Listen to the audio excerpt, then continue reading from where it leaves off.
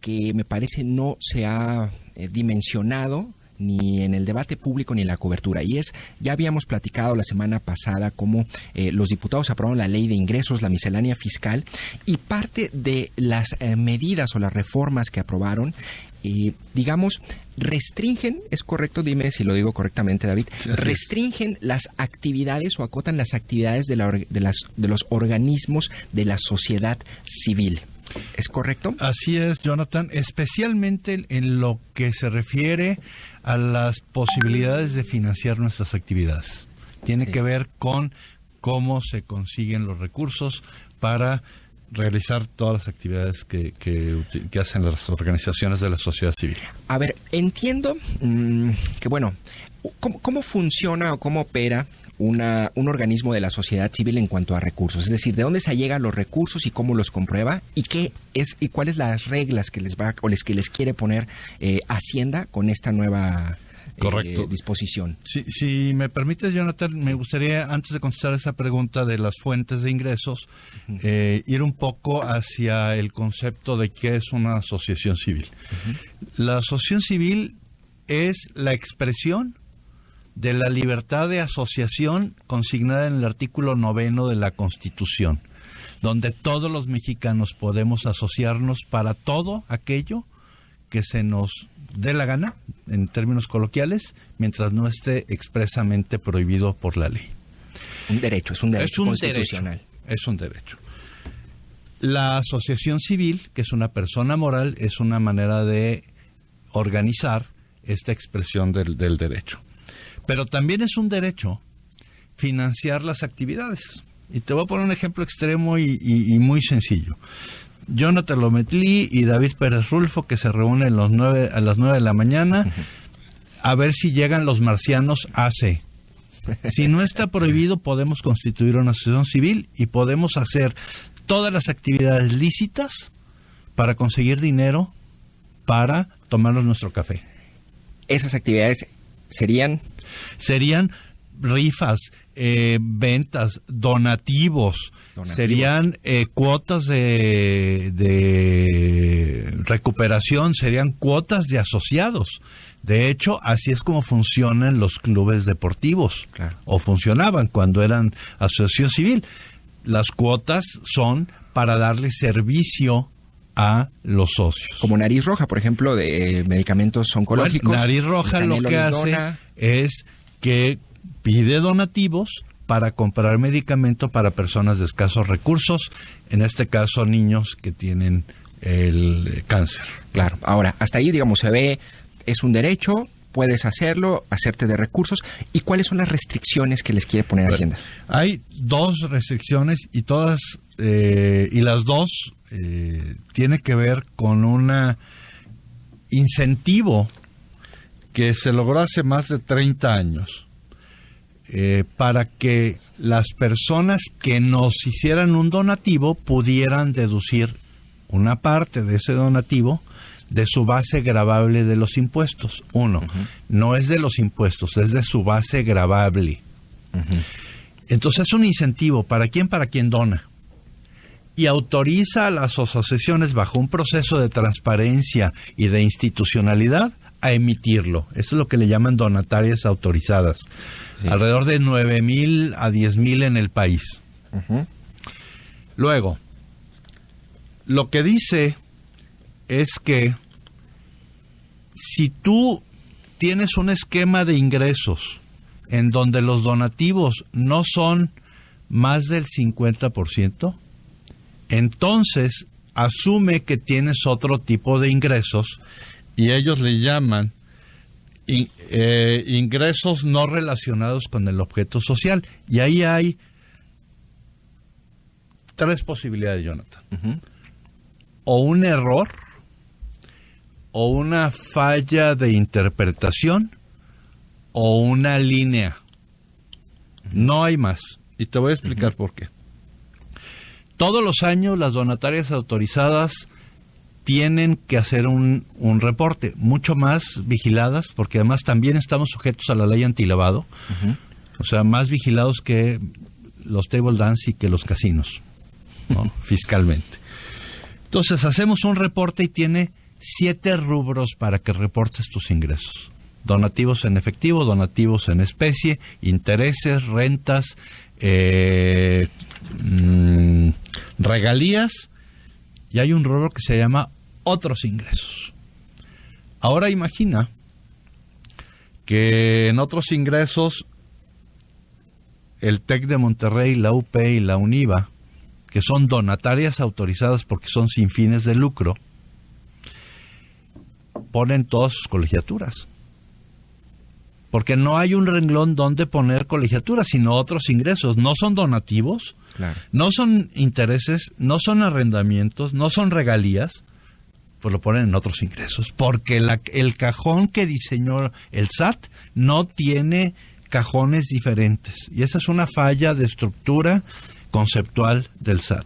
Aprovechando eso, ellos dicen, caray, en el año 2019 ingresaron las donatarias autorizadas 132 mil millones de pesos de otros ingresos. Y entonces interpretan que esos otros ingresos son no relacionados con el objeto. Y están lucrando. Y están lucrando, pero también ahí hay otro error de concepto. Sin fines de lucro no significa afán de pérdida, ni de mendicidad. Claro. ¿No? Sin fines de lucro es que los socios no se repartan los remanentes al final del ejercicio fiscal. Y que si uno de los socios tiene un trabajo remunerado, debe de ser efectivamente realizado.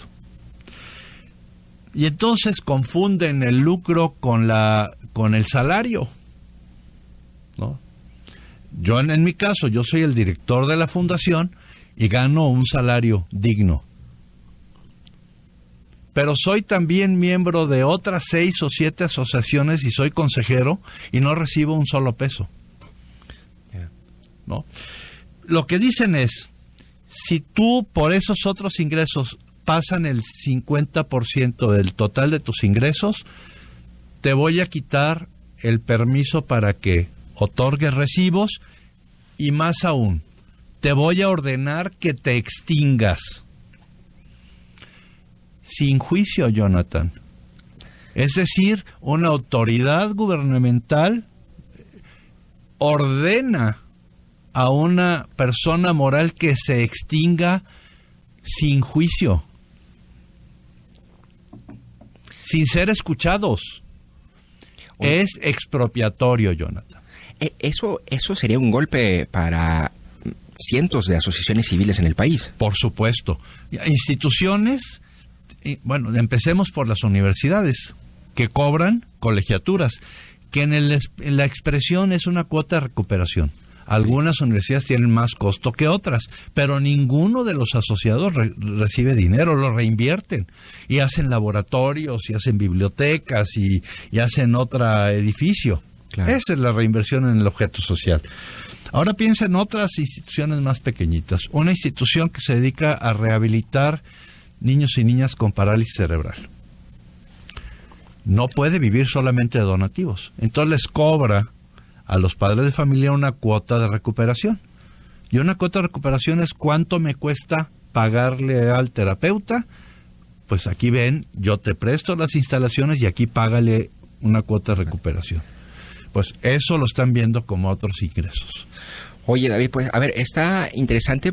Vamos a un corte y regresamos para seguir hablando sobre este tema. Creo que un punto a abordar también, David, es, a ver, las razones aparentes que puede haber del gobierno detrás de estas medidas van a apretar fiscalmente a las asociaciones civiles, pero también el papel que han tenido las asociaciones civiles en esta pandemia, que no ha sido menor y han impulsado proyectos importantes. Son las 9:50 a.m. Vamos a un corte y regresamos. Estamos con David Pérez Rulfo de Corporativa de Fundaciones.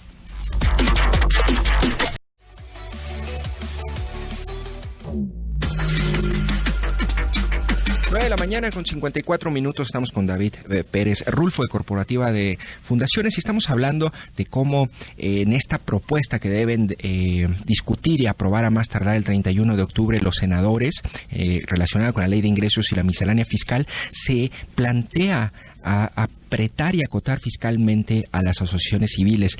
Me comentabas ahorita en el corte, David, que hay una causa de revocación, es decir, que podría extinguir una asociación civil ante el incumplimiento en materia fiscal de algún socio. Sí. ¿Cómo está este planteamiento? A ver, lo que plantea es que una persona, si yo te voy a poner mi caso tal cual, David Pérez Rulfo, soy director y representante legal de Corporativa de Fundaciones, ahí no soy asociado. Pero sí soy asociado de otras 7 asociaciones civiles, de las cuales no tengo ningún manejo administrativo y operativo, soy miembro de la asamblea. O algo, sí, soy algún papel. Que es real, por ejemplo, tu caso, ¿no? Es mi caso, tal cual. Imagínate que alguna de ellas, por algún tema administrativo, pierda su estatus de donataria autorizada, por no haber presentado este informe anual. Es real, ¿eh? Uh-huh.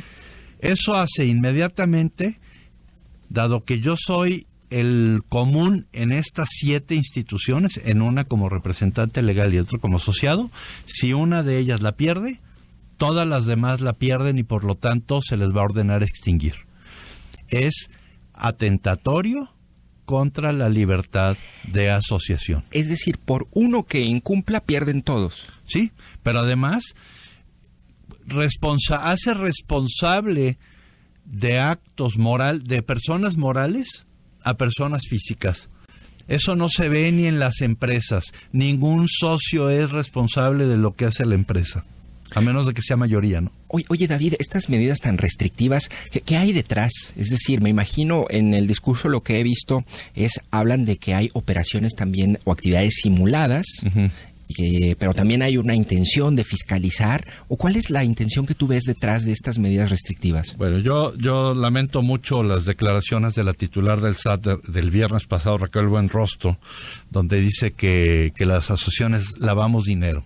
Somos sujetas a la ley antilavado desde 2014 y en el informe de la GAFI, del Grupo de Acción Financiera para Evitar el Lavado de Dinero, no hay un solo caso.